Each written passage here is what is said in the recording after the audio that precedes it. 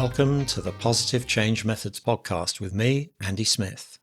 Each episode will bring you tips, practical change formats, and new perspectives to make your life and work better right now, drawn from Appreciative Inquiry and related approaches. This episode is brought to you by the Practical Appreciative Inquiry Facilitator Training. Let me show you how to get started using Appreciative Inquiry confidently with teams and small groups. The next live online course starts soon. You can find the details and how to book your place at coachingleaders.co.uk. Let's get started. Following on from episode 22, where we started looking at the dream stage of Appreciative Inquiry, this week we'll look at how to frame this stage of the process for the team or group you're working with, and the kind of questions you can ask. It's important to frame the dream stage in a way that everyone involved knows why they're doing it and how they're supposed to approach it. We'll also look at the one thing you absolutely must do if you're going to use these kind of questions as a standalone visioning exercise outside of the rest of the Appreciative Inquiry cycle. Otherwise, your participants are going to find it much harder and the exercise might well flop. Questions that help a team to envision their dream future.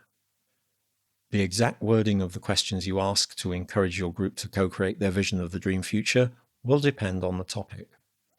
Here are some examples. What would our organization be like if all our wishes came true? What is the world calling us to become? What are those things about us that no matter how much we change, we want to continue in our new and different future? Imagine it's 5 years in the future and we've just been awarded Best Employer status. How does that feel? What positive things are we doing differently that enabled us to become the best employer in our industry? What is it like to work here?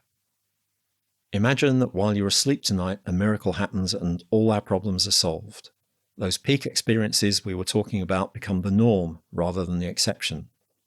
When you wake up, what will tell you that this miracle has happened? How will the outside world know this miracle has happened? How will things be different? If you're familiar with the solution-focused approach to coaching and therapy, you'll recognize this last one as an example of what's known as the miracle question. What we're really asking people in each of these questions is this: what if the good experiences from your stories were happening every day rather than just occasionally? What would you want to happen in an ideal world where all of your wishes, in relation to the topic, came true? What would that be like? What would it feel like? Framing the dream stage. You could set the frame for the dream stage before you ask the question like this. In this stage, we're thinking about what we would like things to be like in an ideal world. We're not thinking about how to get there or how possible it is. That comes in at a later stage. What we're doing is setting a direction for where we want to go, because even if we only get halfway there, that's a 50% improvement. Note, if you're using questions like these as a standalone visioning exercise outside of the Appreciative Inquiry cycle, you'll need to do some kind of warm-up, maybe involving a slimmed-down appreciative interview to assist your team to activate their empathic networks. Otherwise, they may find it hard going. Thanks for listening to the Positive Change Methods podcast with me, Andy Smith. You can find the show notes at positivechangemethods.com. Please like and subscribe so you never miss an episode. And if you like this episode, leave a 5-star review on Apple Podcasts or anywhere else you can review it.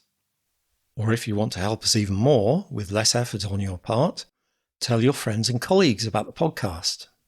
See you next time.